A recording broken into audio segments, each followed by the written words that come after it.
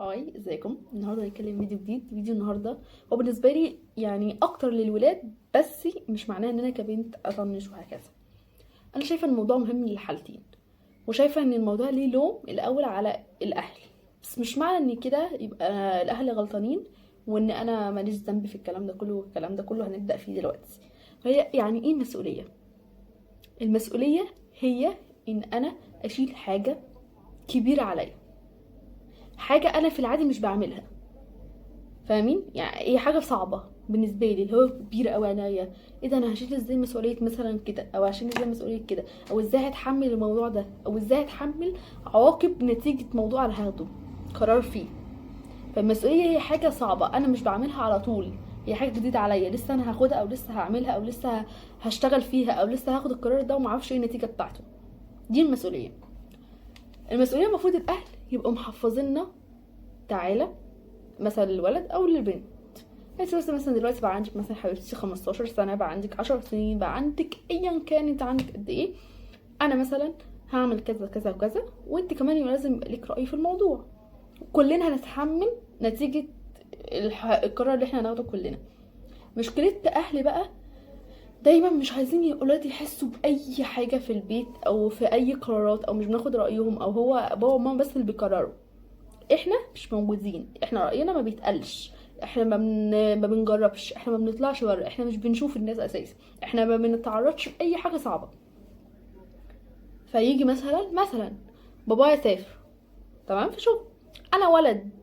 فالولد مثلا بدل ما بابا يجيبه يقول له حبيبي انت دلوقتي مكاني في البيت، فانت مثلا هتحافظ على اختك مامتك باباك، هتخلي بالك من اخواتك مامتك باباك، هتخلي بالك من اخواتك، انت اكني مكاني، وهكذا بقى من الكلام ده كله.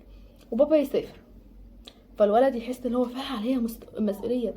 انا عايزه لما يرجع بابا ماما تقول له قد ايه ان انا كنت شاطر في كده، وقد ايه انا كنت بحاول احافظ على اخواتي، وقد ايه كنت بحاول اساعد ماما من غير حتى ما اي حد يتدخل من بره ولا يعمل علينا ولا الكلام ده كله.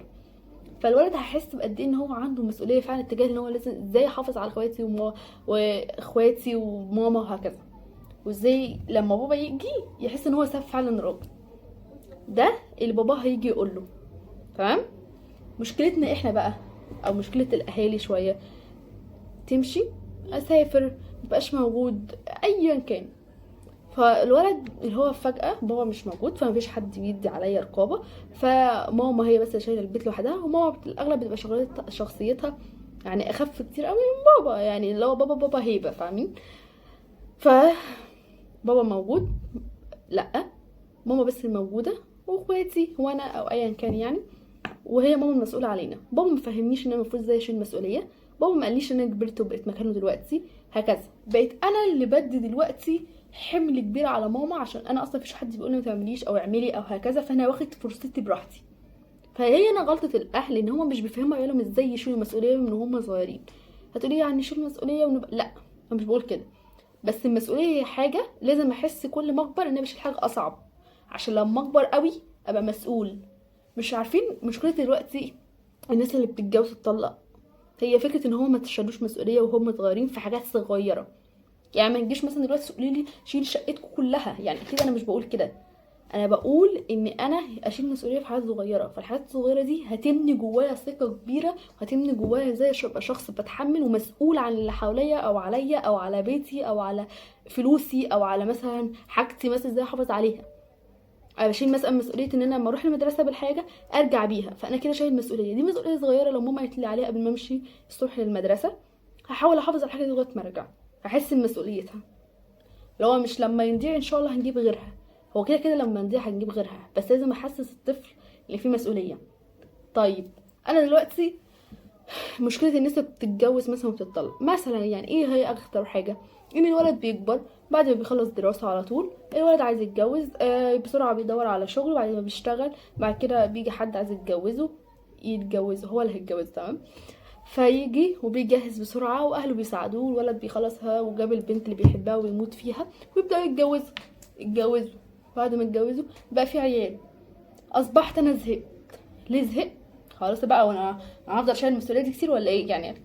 خلاص زهقت، ما بقتش قادره اتحمل مسؤوليه الاولاد، ولا عايزه انزل الشغل كل يوم، ولا عايزه اشارك مع مثلا مع مراتي اللي انا متجوزها دي في حاجات البيت، ولا عايزه اشيل الاطفال، ولا عايزه الولد يعيط بالليل، وعايزه اسهر براحتي وارجع انام، وعايزه اعيش تاني الحياه اللي هي بلا مسؤوليه، اللي هو بابا بيديني المصروف اول الشهر، مش عايزه اشيل اي حاجه.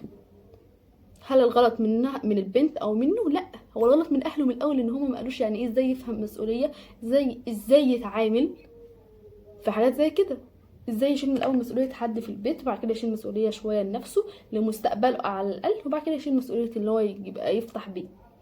فبيجي يزهق فيقول لك لا خلاص يلا نطلع عشان انا زهقت من الحوارات دي، انا عايزه ارجع تاني فاضي ما شيلش مسؤوليه. فاهمين؟ هي المسؤوليه بتيجي من هنا اساسا، ان انا الحاجات صغيره لو بشيلها لما اكبر هبقى شخص مسؤول عن نفسه وعن حياتي وعن ناس تانية. من وانا صغير مش بشيل اي حاجه ولا تخصني. حتى الشخص مش بيشيل مسؤوليه مستقبله، في اللي هو لما بيكبر هو تايه. كده كده كلنا هنتوه، كلنا مش عارفين احنا عايزين ايه بالظبط، وحتى لما نبقى عارفين بيبقى شاكين هو صح ولا غلط. تمام. بس على الاقل الشخص المسؤول هو عارف هو عايز ايه شويه بشويه، مش اللي هو لا هو تايه خالص، لا مامتي تقرر لي، لا بابايا يقرر، اللي هو من زمان مامي بابي هم اللي بيقرروا عني، فانا لما اكبر مش عارفه اقرر لنفسي. فدي مشكلتي ان انا اصلا ما اتعودتش. طب انا ولا مامتي ولا بابايا ولا حد قال لي ازاي اشيل المسؤوليه، وانا دلوقتي بسمع الفيديو اعمل ايه بقى من الاخر؟ تعود تشيل مسؤولية الناس في حياتك، عقل انت وعقل مستقبلك انت. شيل مسؤولية نفسك عشان لما تكبر تلاقي مكان تاكل فيه كويس، تلاقي مكان تنام فيه كويس، تلاقي مكان يجيلك منه فلوس تصرف عليها في نفسك في الاول. فلو ما فيش حد قالك ازاي تشيل مسؤولية، انا بقول لك اتعود تشيل مسؤوليتك. شيل على حاجات صغيرة الاول، تجيب واحدة واحدة. حتى لو انت صغير دلوقتي شيل مسؤولية ازاي ان انا لما اروح المدرسة وارجع احافظ على الحاجات اللي باخدها مثلا، احافظ ازاي على كشاكيلي مثلا. بعد كده لما هكبر شويه ازاي هشيل مسؤوليه مثلا ان انا احافظ على اخواتي. بعد كده هشيل مسؤوليه البيت مع مامايا، مامايا مع مامي لو بابي مش موجود، او لو موجود انا برضو بقول لبابا انا عايزه اشارك في كذا. والاكتر في ولاد عارفين اللي هو في ناس كده اللي هو ايه، انا هشتغل فباباهم ومامتهم يمنعوهم جدا ليه؟ عشان انا مش عايزه اعرض امي لاي حاجه صعبه من دلوقتي، ولا مسؤوليه ولا الكلام ده كله. طب لما يكبر هو هيتصدم هو بقى بالحقيقه بره، اللي هو انا مش عارفه اتعامل الناس دي وايه الحياه دي، انا عايز مامي تاني وعايزه اصغر تاني. او لما اكبر افضل متدلع عشان خاطر مامتي ما عيتش معايا وقالت لي ازاي ابقى مسؤوله. حتى كمان كبنت، يعني انا بقى اتكلمت على طرف الولاد. كبنت مامتي ما جاتش معايا وانا صغيره، قعدت معايا كده قالت لي بصي دلوقتي انت بقيتي كويسه وشاطره وكل حاجه، بس انت لازم تبقي مسؤوله عن نفسك اولا، ازاي تحافظي على نفسك، ازاي تبقي محافظه مثلا انك تبقي مسؤوله ان اوضتك منك، تروقي مثلا الاوضه بتاعتك. بعد كده تبقي مسؤوله اكتر عن مثلا حاجه، بعد كده يبقى مسؤوله اكتر على حاجه. فاهمين؟ فهي الحاجه بتيجي من وانا صغيره، بعد كده تكبر معايا، ففي ساعتها اعرف اتحمل حاجات اصعب ما انا اتخيلها.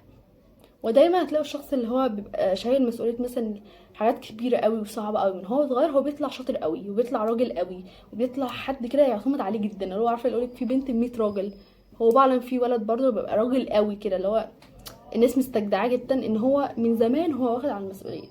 غير بقى لما شخص بيبتدي واحده واحده بقى لما يكبر، لسه بقى هنتعرف على الحياه، ولسه الحياه لما اول ما الحياه تيجي تدوس علينا، لا لا لا, لا مش هنعمل الحاجات دي، يلا نهرب. فاللي ما اتعودش من هو صغير يشيل مسؤوليه، لما يكبر هيبقى الموضوع صعب معاه. ولو انا ما اتعودتش، لا يلا الحق نفسك وشيل مسؤوليه حياه اللي قدامك وحياتك ومستقبلك وكاريرك وكل حاجه، لان لما بتكبر فيما بعد الحياه بتبقى اصعب بكتير. وكده كده كده كده بقى اخر حاجه عايزه اقولها، ان المسؤوليه مش اختيار يا جماعه. انا مش هختار انا مسؤول ولا مش مسؤول، انت كده كده في حاجه تحط فيها تبقى امر واقع. فتبقى مسؤول وراجل كده اهو، يا تبقى مش مسؤول وحاجات تانية بقى انتوا عارفينها. فاتمنى الفيديو يكون عجبكم، تشوفوا الفيديو جديد. باي باي.